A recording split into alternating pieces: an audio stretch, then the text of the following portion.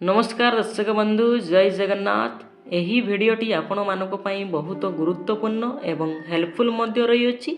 So friends आपण मानक अनुरोध भिडटी को आरंभ रु शेष पर्यंत देखिए जहाँ फल सब किछि जानि पारिबे। सो फ्रेंड्स आपण माने जदि आम चैनल रे प्रथम करिथिले भिडटी को छोट लाइक करने सहित चैनल टी को सब्सक्राइब करेंगे जहाँ फल रे आम चैनल रे जहाँ भी वीडियो अपलोड करा जिवो सर्वप्रथमे आपण पाई पारिबे। चलतु भिडियोटी को डेरी न करी आज प्रथम प्रश्नटी कौन रही देखिबा।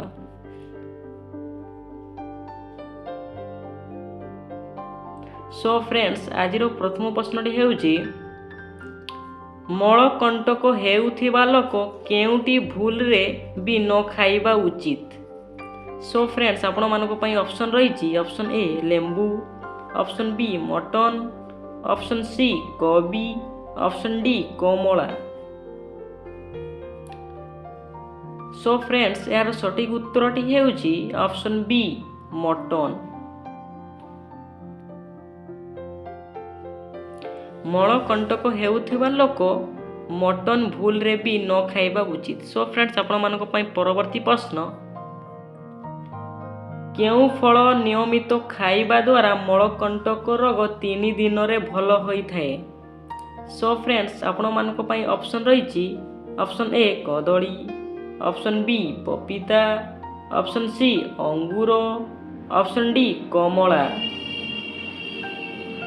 सो फ्रेंड्स यार सटीक उत्तरटी हेउची ऑप्शन बी पपीता।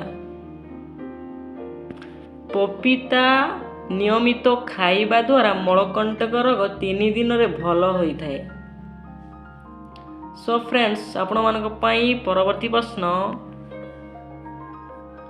केउ साग खाइबा द्वारा मलकंटक रोग मूलरू सफा होई थाए।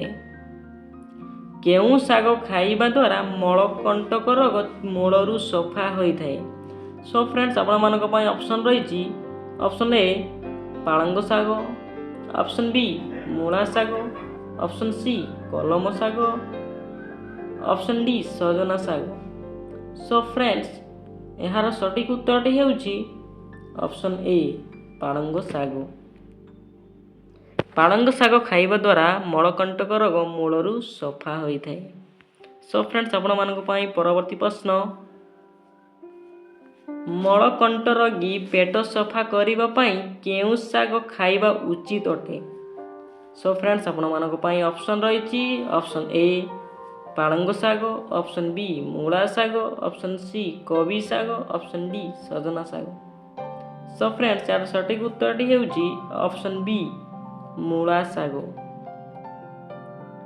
मलकंट रोगी पेट सफा करिबा पई मूला साग खाइबा उचित अटे। सो फ्रेंड्स आपण मानक पई परवर्ती प्रश्न केउ पत्र तरकारी रे पकाई खाइबा द्वारा केबे पेटरे गैस होई न थाए। सो फ्रेंड्स आपण मानक पई ऑप्शन रही ऑप्शन ए तुलसी पत्र, ऑप्शन बी पुदीना पत्र, ऑप्शन सी नींब पत्र, ऑप्शन डी हळदी पत्र। सो फ्रेंड्स यार सटीक उत्तरटी हेउची ऑप्शन बी पुदीना पत्र। पुदीना पत्र तरकारी रे पकई खाइबा द्वारा केबे पेटरे गैस होई न थाए। सो फ्रेंड्स आपण मानक पई परवर्ती प्रश्न केउ मसला गरम पानी सो पीबा मलकंट पई लाभदायक अटे।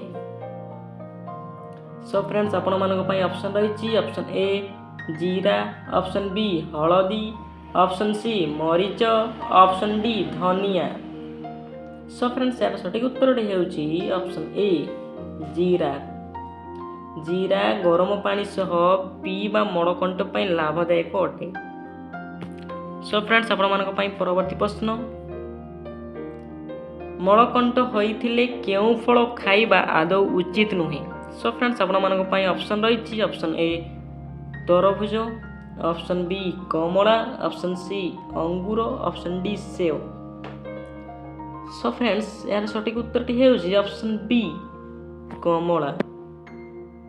मलकंट होइथिले कमला खाइबा आदौ उचित नुहे। सो फ्रेंड्स आपण मानक पई परवर्ती प्रश्न